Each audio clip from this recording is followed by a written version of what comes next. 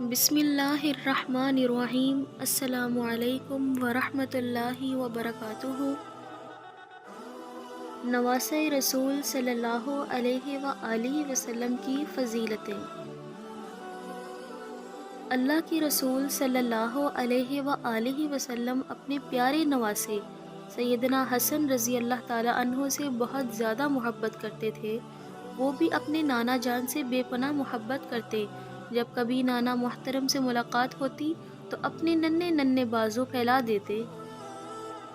ادھر اللہ کے رسول صلی اللہ علیہ وآلہ وسلم بھی ان کے لیے اپنے بازو پھیلا دیتے۔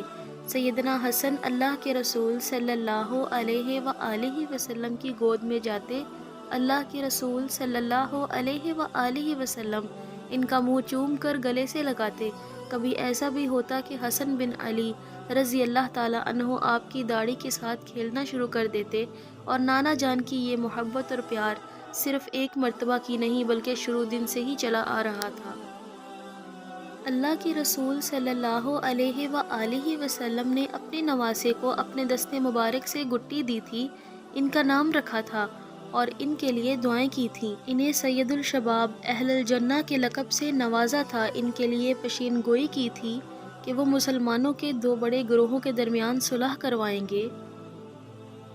اللہ کے رسول صلی اللہ علیہ وآلہ وسلم نہ صرف اس نواسے سیدنا حسن سے محبت کرتے تھے بلکہ دوسرے نواسے سیدنا حسین رضی اللہ تعالیٰ عنہ سے بھی بے پناہ محبت کرتے اور ان کے ہونٹوں کو چوما کرتے تھے۔